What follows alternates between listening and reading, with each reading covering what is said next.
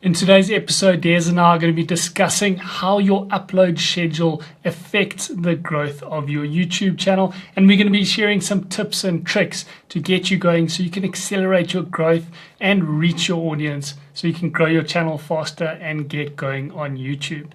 Des, how are you doing today? I'm very well, Cole. Very well, thank you. And I'm really excited to talk about this. It's something we've been researching for quite a while. And yeah, I just want to share it with people and just see what you think and obviously see what everyone else thinks as well.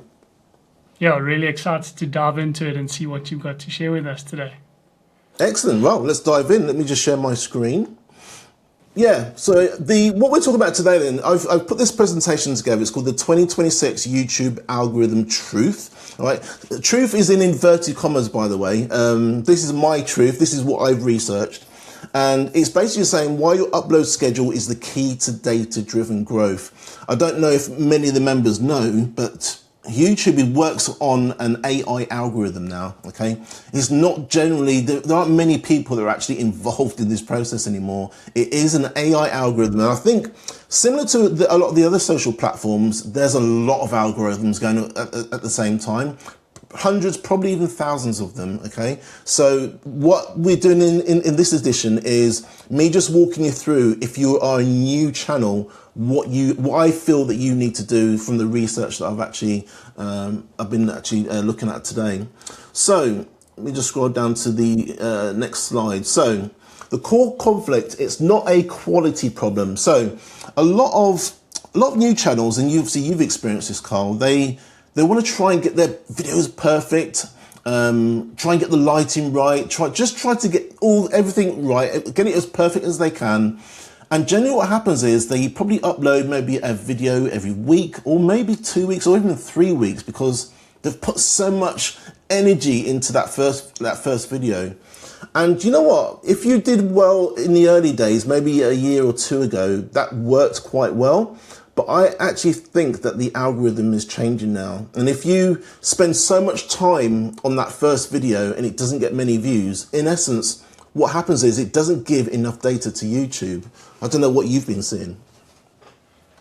Yeah, I think we see it so much with the new YouTubers. And when you're starting and thinking about starting your channel, you are always making your judgments off what you see on the YouTube homepage when you log into YouTube.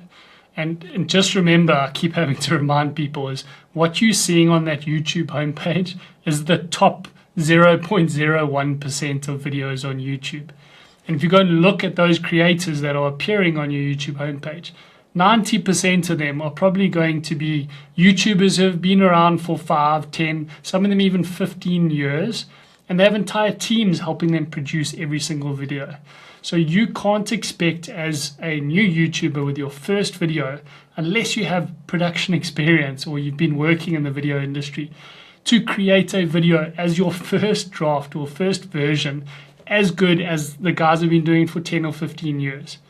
I always like to say it's almost like you starting a new running habit and expecting to run against Usain Bolt or Noah Lyles in the 100 meters and expecting to be able to compete with them.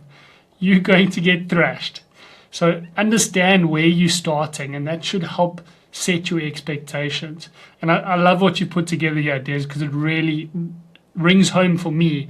When I first started out on YouTube, my video quality wasn't very good, but we committed to publishing a video every day for 90 days. Yeah. And it took us about 82 videos to get a half-decent video that our audience actually engaged with and started getting us views and growing our YouTube channel. So it takes a lot of reps and a lot of practice to first realize where your strengths and weaknesses are, and then what does your audience actually like? What do they find valuable? So important to not overthink the quality and focus on that quantity. The more reps you can get in, the more videos you can publish, the more you're going to get back in what's going to work, and the algorithm is then going to start being able to show your video to the right kind of people. Absolutely. And what we're showing on this screen here is this is kind of the old way on the left hand side. So you can make a video, great quality video, it gets a few views, and YouTube may or may not be able to find your audience for it. I mean, this is like in the days where obviously there was still a lot of uploads, but just nothing like there is now today with so many videos being uploaded to the actual platform. So what they're looking at is they're looking at you actually uploading multiple videos over a series of time. And that's literally just to feed the algorithm to give it more data, all right? The YouTube platform needs as much data as possible in order to know who to actually show your video to. And the one on the right-hand side in the blue there, that's kind of a representation of what new channels really need to do. So in essence, what I researched is YouTube are asking you to batch record your videos first, okay? Which I know it might be difficult for a new channel, but this is the recommendation, is to batch them first and then over a series of days, upload them over a series of days, probably either one a day or one every other day. If you do, I don't know, 7 videos, for example, that's kind of like 2 weeks of content that you can upload to YouTube every other day. And that what we're finding is, and what the research we found is, that is what YouTube is looking for. And it's then able to try and give us as much data as possible. And on the right-hand side, I've just gone here. The reality is the algorithm cannot judge quality until it has that data.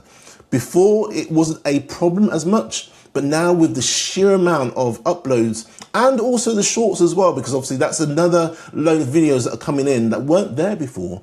Now they're getting in so much information that they need more information from the YouTube creator when they're uploading.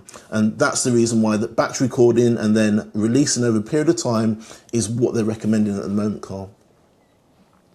Yeah, and just having that many videos published when you're starting out your channel gives you more chances for the audience to, the algorithm to find the right audience for your videos and actually start seeing who's interested in the topic that you're talking about. And the more you can keep your videos focused on a specific topic that a specific kind of person is interested in, the easier it's going to be for the algorithm to be able to find the right people for you. Absolutely. So we just go to the next slide. Let's have a quick look at this. So this one is understanding the matching engine. So to find your audience, this system requires 3 specific data points. The first one is what YouTube are looking for is the click pattern. So what happens when your video gets shown on the platform? What actually happens? Are they, when you look at the thumbnail, look at the title, how many people are actually clicking on that? It's looking at watch time. So how much of the video are people watching? And then third, the demographics. Where are these people coming from? Okay. Now, when you upload one video, it tries to do that, but it still doesn't have enough information unless a lot of people do a lot of the things that we're showing on this slide here. For most new YouTubers, it's going to be the case that there isn't enough data on that first one. And hence the reason why on the previous slide, we were basically suggesting you need to batch upload them. So batch uploading means making lots of videos, okay? Not actually uploading them to the system yet, but just making the videos. Then you upload to the actual system, but schedule them every other day in order to actually feed YouTube that information. And those 3 things are what it's looking for. And then on the very right hand side, it looks at the lookalike audience. So the audience that basically would watch your video, what other videos are they watching? And are they similar to yours? Why should YouTube recommend your video if I've just watched another one? That sort of thing. So Karl, do you agree with that? Yeah, definitely, Des. So the way I like to look at it is look at almost the hierarchy of the things that you need to do to activate all of these for the YouTube algorithm. So the first one is the clicks, is getting people to actually click on your video. If you can't get people to click, then all the work that you've done in making the video is kind of wasted.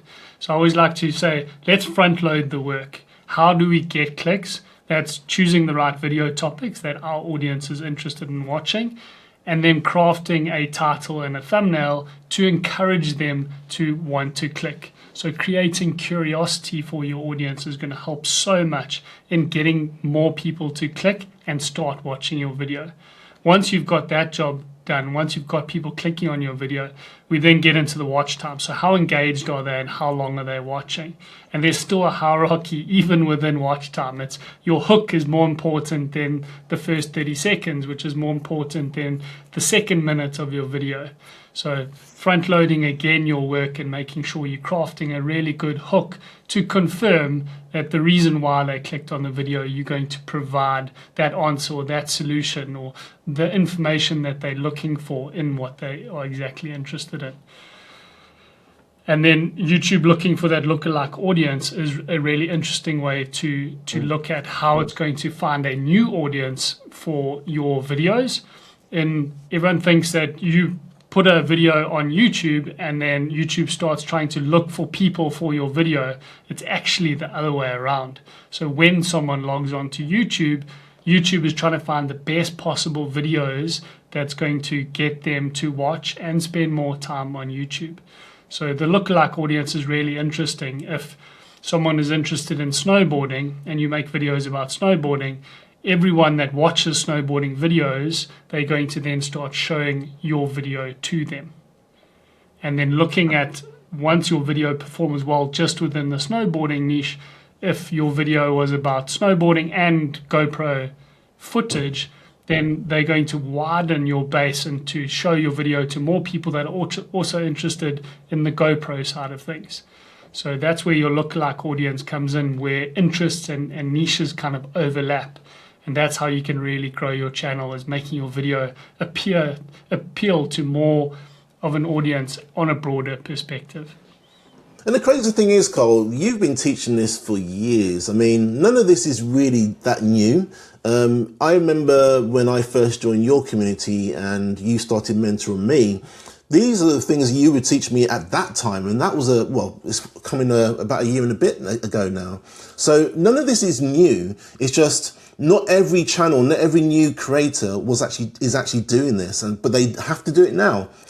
I think it's imperative. And that, again, that lookalike one at the very end there, that's the most important thing, because when you're scrolling your phone or you first go onto your app, YouTube is basically showing you videos of people that you've watched from before, but then it wants to give you more videos of people like you. What are people like you watching, and how much of that video do they watch? And that's what you really want to be part of, is that lookalike audience. You want your videos to be matching audiences of people that watch your sort of video.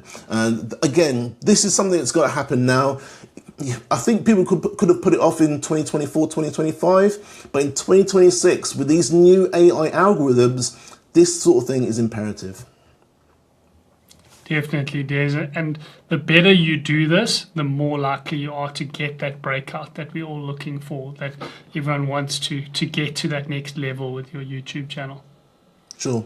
And you were saying you kind of the proponent of the one problem, one solution videos. But do you think as well, Karl, that it's a good idea to do some, like we do now, the podcast type videos or interviews, just to actually give more time to the actual platform to actually get more data on? Obviously, if somebody watches, I don't know, half an hour video from us, for example, doing this podcast, it's generally going to get a larger watch time or a longer watch time than the other videos that they're doing. Definitely, there's the opportunity to upload longer form videos where you're going more in depth, like we are diving into everything that the algorithm can do for you.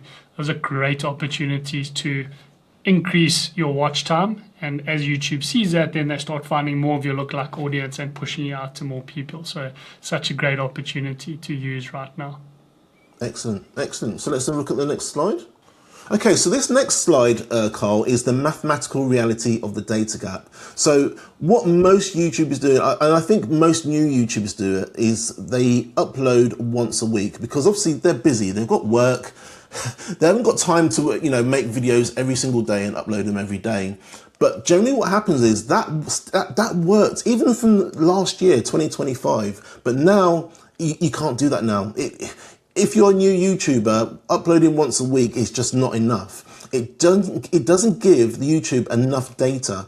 Whereas what we're actually suggesting that you do now, it says daily, but probably not so much daily, but in reality, either every other day or every 3 days, if you can do that, it's going to supply YouTube more data, and it's going to do it in a short space of time as well. And if you think about it logically, if you did it over a weekly path, like most people did, you're talking about giving YouTube data over a period of about 6 months. Okay, that's a long time just to supply data to YouTube. Whereas now it's asking you to do it a lot more regularly, which means you can get that data in a lot faster.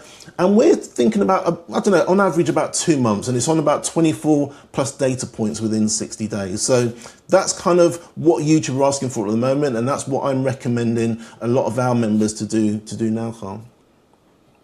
And I think it's such a good thing to look at when you first started out on YouTube, Des, and how you published so many videos in such a short space of time. And also back to the start of my journey. If you look at the weekly path, if we do 1 video a week, which is where most people think they should start, it takes you about a year to get to 50 videos published. But I mean, when you started, I think you got 50 videos published in just under 2 months, almost a month and a half. And that just accelerating your progress. It's a great opportunity for those of you who are starting YouTube channels who want to accelerate your progress. You can get done what most people take a year to do. You can do it in a month and a bit. And that gives you all the data that you need to know what your audience likes, what's going to grow your YouTube channel. You're going to start seeing your outliers that are performing better. And you're going to have produced 50 reps. So you would have made 50 videos and learned what you're good at, what you're not, how to save time, how to improve your workflow, how you can use the new tools that we have access to today to speed up the workflow and to make better quality videos quicker. Yeah, would you recommend, Karl? I mean, it's so hard for new channels, new YouTubers to actually learn all the process, because there's a lot to learn with YouTube, right? Do you actually recommend that they do a lot of face-to-camera videos, for example, as in literally just like we are now, just looking at the camera, maybe they've got bullet points on the right-hand side that they can basically talk about, or even a script if they want to, but do you find that those videos are easier to make and a lot faster to make? Definitely, Des. So face-to-cam is the way to go at the start, and it's going to help you make videos without overcomplicating the process, not overthinking it. In the beginning, it's like you said earlier, the one problem, one solution. And imagine you talking to a friend, they've asked you, how did you solve this problem? Or how did you overcome this issue? And you've got your 3 or 5 steps that you need to go through, the bullet points that you want to talk about, and then talk more like it's a conversation. Just be natural, be more authentic, and just focus on how can I be most helpful to my viewer. If you can help one person, you can help 100 people, you can help 1,000 people, and that will show in being more valuable and focusing on how you can help people. I suppose as well, it helps if it's evergreen content. So it means even though you're making it today, you're really early in your journey, this is a video that can be shown next month, next week, next year. It's evergreen. So even though you're putting in the time and even though you're not putting as much production as you want to, don't forget these videos can still stick around for years. And in fact, you've had several videos that didn't really have much of a great start, but over time, they actually managed to build momentum, didn't they? So yeah, some of our videos took a year or 2 years to actually get any traction. And it's crazy to think about, but that delayed gratification is what it's all about. Is if you just focus on making every video as valuable as you possibly can, the algorithm will find your audience eventually. And if it's a helpful video and it's evergreen, like you say, you can get 3, 4, we've got even like 5 years out of some of our best videos. They keep helping people. And if information does change or there are updates or anything needs to be updated, then you can go back and remake that video. So it's a nice way to think about it is I'm going to make it as valuable as I can now, but if things change or if I learn something new and I can make it more valuable, add something in, you can always make a version 2 or a version 3 of that video that's more up to date and helps your audience. Can we just double click on that for a bit as well, Karl? So if they go back and remake those videos, do you recommend that they change much? Should they keep the title? Should they keep the same length? Do they add new things within that video that the older video didn't actually have? Yeah, so I always say your version 1 wants to be as simple as possible. And then if it turns out to be an outlier, especially in your first first round or batch of videos when you're still learning things. You can add so much more, but don't change too much. So I like to keep the title pretty similar. We can definitely improve the hook. No matter how good your hook is, you can always improve your hook.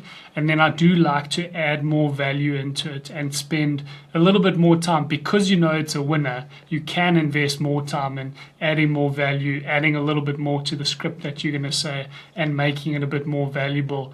And you're going to have a better understanding of that one problem, one solution, and why your video helped them. But you're also going to understand the journey that your viewers are on. So what is the problem they're going to have after that, or the two problems they're going to have after that? And you can talk to that later on in the video and make the video more valuable. That's going to help with your watch time, which will then push the video out to even more people. So if you can do that, add more value and make a longer video without adding too much fluff, then you can get an increase in watch time, and then you're going to get more performance out of your winners. Yeah. Well, one of the main pushbacks I get, Karl, especially with new clients, is they find it very uncomfortable to make the same video. They think that because somebody watched that video maybe a month ago, 3 months ago, 6 months ago, they're actually going to remember watching that video and wondering why you're uploading a new video. Can you kind of speak to that and why new members or new YouTubers shouldn't be worried about doing another video that's done well? Yeah, so many people are tentative to remake their videos, but understanding that most people that watch that video, they're not going to remember it in 2 or 3 months' time. It's only going to sit in their short-term memory. So there's a very, very small percentage of people that might recognize that it's a remake of a video. So understanding that your audience is growing and changing all the time, in that you're reaching new people and exposing yourself to more people. Even if they remember the first video, you're going to make it updated and you're going to improve it. So it might help them. But most of the time, your viewers need a reminder more than they need new information. So if it's a valuable video, it's good for them to have that reminder. I tend to remake my videos every 3 or 4 months, and I've never had a complaint from any of my viewers saying, oh no, I've already watched this one, this is a waste of time. I must admit, I've had a video do well, and I think it was on my EV channel, the Electric Oracle. I had a video do well, and the very next week I made the same video again, and I didn't get complaints, but I did get a few comments of people saying that, oh, I see that you actually done this again. I actually like this version. So don't be worried about even leaving it a week. It sounds really strange, but honestly, it can work. If you have a video that blows up and does very well, if you're in the fortunate position that that happens, you can actually literally just do the next video, another video the next week, even if it's the same one. Maybe even explain on that video that the one that blew up did so well, you've decided to make another one and just add in a few more facts that weren't in the original. So yeah, it is really okay to do that. Okay, so let's look at this next slide, Karl. So the 2026 front-loaded strategy. So we've got a phase 1 and we've got a phase 2 here. So phase 1, it's saying in brackets 1 or 2 weeks. For most people, it might be 1 to 3 weeks. It doesn't, don't hold this as concrete. It's not in stone. You can actually change this and it's quite flexible. But ideally, this is what this slide is showing. If you can do it in 1 or 2 weeks, that's great. And what you're doing is again, what I mentioned before is you're actually batch recording and then uploading and scheduling. But what you're doing is you're force feeding that data. So with your one problem, one solution videos, you don't need to go around the world on all these different topics. Just stay on the one topic, one problem, one solution videos, and then just basically just schedule them on YouTube. And then in phase 2, what you'll be doing is on week 3, you're looking at maintenance and refinement. So you've had this massive push after the first 2 weeks. YouTube now has that data. When you go into your YouTube studio, it will show you if it's got that data. And if it does, then you can start slowly scaling back. You don't want to burn out. There's no one, obviously, Karl mentioned before about he did the challenge earlier, and that's fine, but that might not be for everyone. If you want to have a massive push in phase 1, get some results, and then just start scaling back slowly, that would probably be my recommendation, and probably more of a healthier recommendation, especially if you're working full-time and you don't have a lot of time. I don't know what you think, Karl. Yeah, I think it's so important if you are working full-time to make sure that you don't burn out. And one way to do that in this phase one, the launch phase, is to really make the videos as simple as possible. So like Des says, one problem, one solution, and don't go off on tangents or don't try and add too much in there. And your videos don't have to be huge. They don't need to be 20, 30-minute videos when you're first starting out. So this phase one, your videos can be 3 minutes or 4 minutes. They can be really short, to the point videos that add value by giving them a solution to the problem or question that you're answering in each video. So what I find a lot is when people are starting out, they over-influenced by those videos that they see on the home page, which are 25 minutes, 30 minutes, and they want to create this huge monster of a video, and it takes them 2 months to make one video.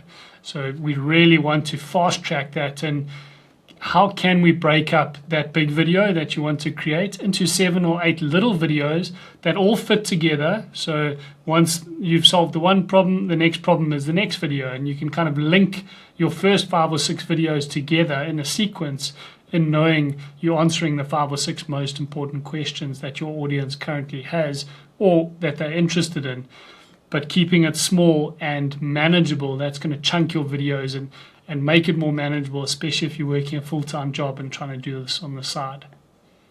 Absolutely. And I think what this represents as well, this slide, Karl, is the fact that it's actually recommending that you double down in even week 3. So you're looking at your 1 or 2 weeks results, and any that actually get quite decent views, actually remake them. Okay, but stick to the same topic. I think you found it, and sometimes I laugh when I come across channels and I'm trying to analyze them. What a lot of members do is they start on one topic, and I don't know if they get bored or they just get frustrated that maybe that video didn't get a lot of views, and then they go to a different topic. Same thing happens, and then they go to a different topic, and before you know it, over a series of weeks, they've probably covered about 10 topics. That's not enough information for YouTube to go on. You can't grab that data. And it just makes it hard for you then to try and find out exactly what video you need to make for the future. So honestly, for the first 1 or 2 weeks, just keep to the same topic, like Karl was saying, one problem, one solution. And then in week 3, week 4, you look back at the data, because hopefully now YouTube has that data. Look back, and then you can start doubling down and remaking the videos that did well. So important to stay focused, especially at the beginning, Des. We see so many new YouTubers, like you say, they start something and then lose interest and go on to another topic. And I always like to think about it in, what is a viewer doing when they've watched one of your videos and enjoyed it? Their first action is probably going to be to click on your channel and go to your channel homepage and have a look at what other videos you create, and should I subscribe to this person? What am I going to get from them if I click that subscribe button, start following them, and what can I expect to see from them? And if you're jumping all over the place, if your first video is a cooking video and they watch your cooking video and they enjoy it, and they come to your channel and you've got one guitar lesson and you've got one travel and you've got one snowboarding video, they're kind of like, whoa, I don't know what to expect for the next video here, so I have no reason to subscribe. Whereas if you're very focused in your phase one, and these are the kind of videos I do, this is the kind of person that I help, if all your videos are focused on that, so if they watch a cooking video and they come to your channel and all of your videos are about cooking healthy, fresh meals, then I identify as someone who wants to cook healthy, fresh meals. I'm definitely going to subscribe. So you want to create that confirmation, and they know exactly what they're going to get from you when they click on your channel and decide whether they want to follow you and subscribe. So, Karl, let's have a look at this next slide. This is phase 1. So this is obviously on the previous phase. We kind of we're talking about batch uploading. This is kind of I don't know, this is kind of executing really well on what the slide is saying. So the prerequisite is to actually batch record 8 to 12 videos, and that's before the channel goes live. And I know a lot of people won't take this advice, but honestly, this is what YouTube is recommending at the moment. So hence the reason why we're doing this presentation today. And it's saying do not start the timer until the inventory is ready. So go away, make your videos, don't upload them. Make sure that you're happy with the 8 to 12 that you've actually recorded. And when you're happy with them, that's when you can actually schedule them. And it's also saying to schedule it daily. I would actually recommend doing it every other day, actually. That gives you then a few weeks of content that YouTube can actually use for their data. And then what we're doing really is we're trying to reach video 10 in 2 weeks and not 2 months. So you see what I mean? You're making the same content, but you're just making it faster and uploading it over a series of time a lot faster as well. I don't know what you think, Karl. Yeah, every new video that you upload gives you a new chance for your channel to break out. So important. And then one thing I would add into that is, while you're waiting to get all your videos ready, is warm the YouTube channel up. So actually go and watch some videos in your niche. Subscribe to some channels that are in your niche. Go and comment on some videos in your niche.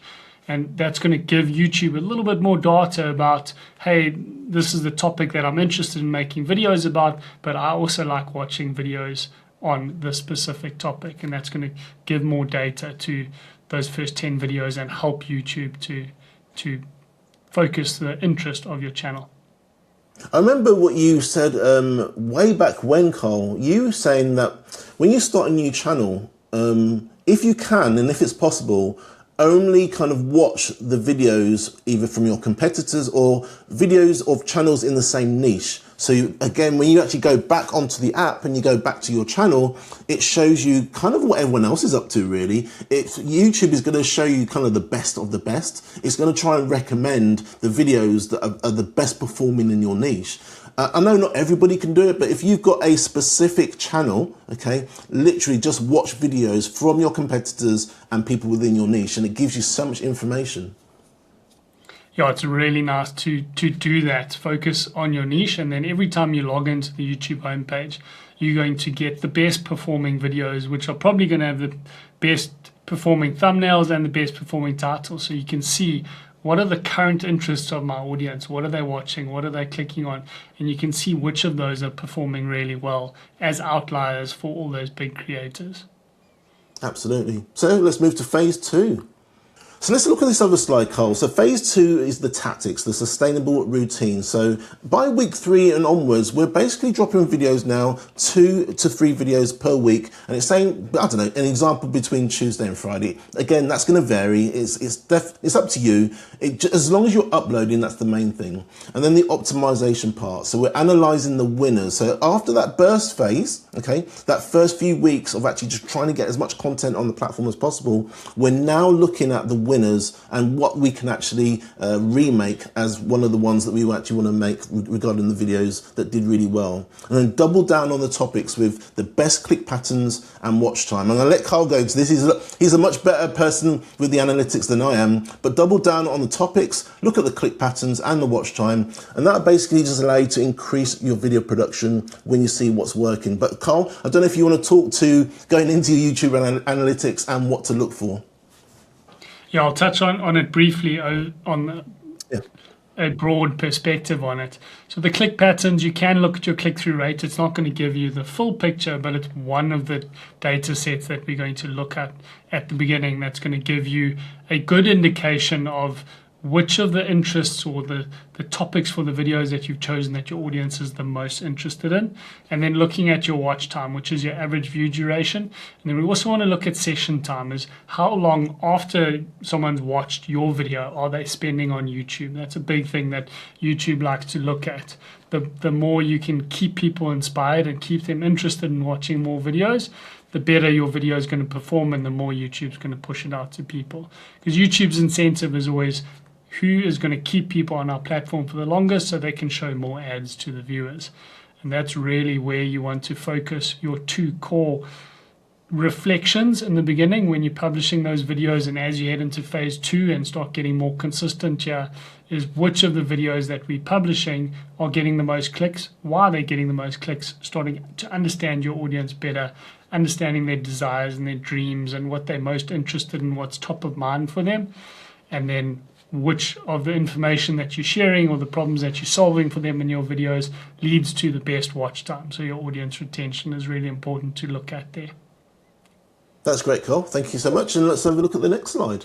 So there are a few critical things that we need to look at to make sure we aren't doing the wrong things at the start. So we aren't sabotaging all the hard work that you're putting into growing your YouTube channel. And the first one is just copying too much from video to video, or copying from other people's videos onto yours. And this is a big one that we're seeing a lot now with more and more AI videos and low effort videos. People are copying so much, so it creates a really bad red flag for your channel. And my advice always is just be more human. What would you do as a human being? You wouldn't copy everything. You'd be unique, you'd be different, and you'd be specific to what information can I add to this video that's going to help my audience and viewers find the video, the right audience and the right viewers, so the people that I can help the most. That's really the first red flag that we want to say, make sure we're focusing on. And then ignoring engagement decay. So our red flag number 2 is really what we spoke about, is prioritizing your work, is front loading the work, and your hook is the most important. Then your first 30 seconds, then the second minute is, are you talking to the people who the video is perfect for? So they've clicked on your video already. Are you confirming that they're going to get exactly what they expected? And this also comes back to how a lot of people used to use clickbait on YouTube, and the algorithm's caught up now. So they look a lot at how is your engagement, and are people sticking on your video for longer, or are they clicking, realizing it's the wrong video and leaving? So you don't want to create a thumbnail and title that doesn't fit the video and who you're talking to in that video. And then red flag number 3, and we spoke about this earlier, is comparing yourself to the people you see on the YouTube homepage. So remember, the videos you see when you log into YouTube are the top 0.01%. It's probably even more. But those are the best of the best, and you can't compare yourself to the elite of the elite. And being online more now is making this worse. Back in the day, before the online world, we used to compare ourselves to the people in our community, to the people we work with, to the people we study with. So we had a very small circle. Now, the online world, you see everyone. You see the Hollywood actors, you see the famous people, and that's who we start comparing ourselves to. So don't fall into this comparison trap. It can be really, really dangerous and not good, because it's going to make you put off publishing your videos, because you're going to feel like, oh no, my videos have to be perfect before I start publishing it. We always say, and Des knows, he's heard me say this many times, done is better than perfect. So rather publish a video when it's 70 or 80% of the way there. You can always come back and make it better. Come and do a version 2 if your audience really enjoys that video. But being okay with publishing a video that's imperfect is going to help your channel grow the most. We published 81 imperfect videos before we got one. I wouldn't say it was perfect. It was probably only 60% of the way there. But that still helped someone and added value to someone. So remember, anything that you can put out there that's going to be valuable and help one person, you are doing a disservice to that one person that it could help if you don't publish that video. Yeah, can we speak more to the alert number 2 as well, Karl, the hook? This is one that's really interesting to me, and it's one where when I speak to members, especially new members, and they show me their channel, they show me their videos, this is one thing they don't look at, is the hooks on their videos.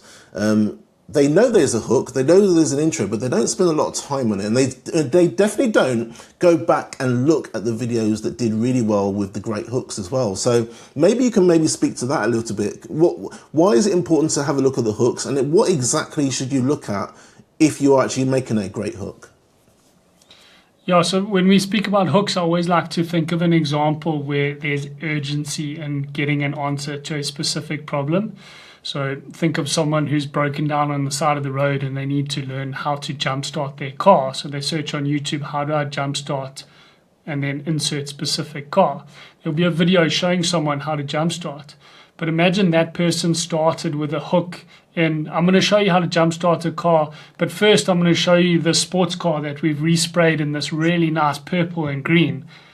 That's going to really put someone off and they're going to click away. So understand that your hook is so important to confirm to your viewer that they're getting what they expect. And that's really what you want to keep it to. And don't make your hook too long. Don't overcomplicate it. Just tell your audience that you're going to give them what they're looking for.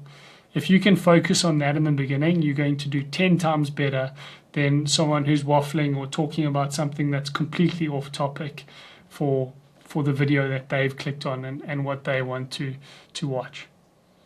Sure. And does that work in conjunction with the introduction as well, Karl? So you've got your hook, you've got introduction. How do those two things kind of link together or link together very well? Yeah, so your introduction is really showing people almost a high level of what you're going to cover in the video and what they're going to get out of the video. So explaining the outcome that they're going to get by watching your video.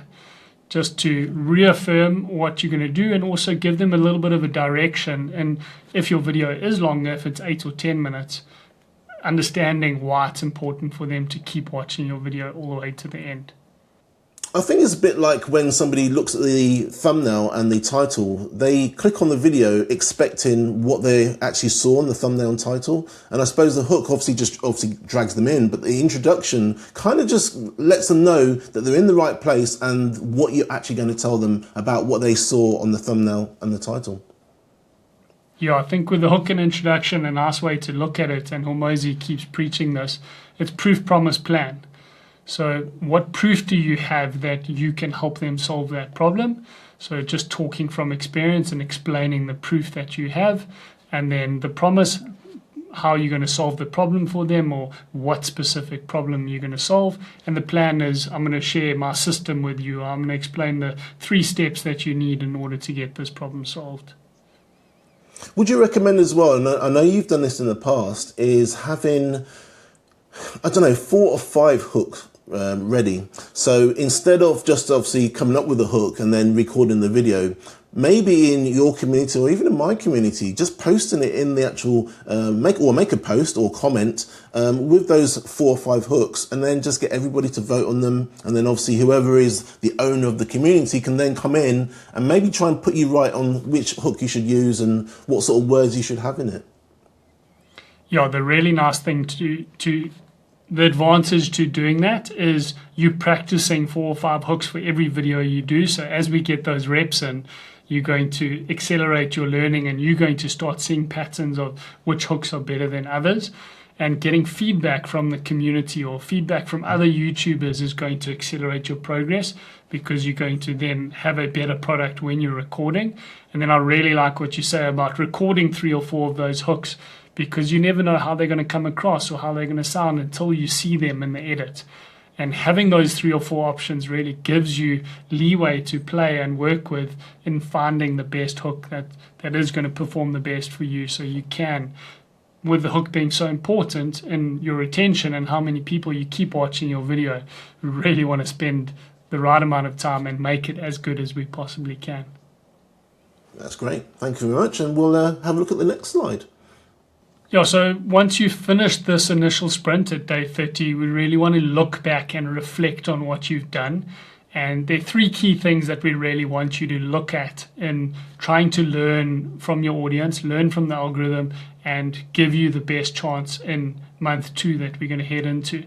So the 3 things we want you to look at as traffic sources: where are your views coming from? So where on YouTube are people actually watching your videos? There's browse or YouTube homepage, there's suggested videos, and there's search, and then there's also external, but the external we won't speak about right now. It's just those first 3 ones that we really want to focus on, is seeing where your videos are performing the best and doubling down on that. If you are performing well on the browse or the YouTube homepage, then we want to choose the right topics for the homepage and package the titles and thumbnails to perform the best there.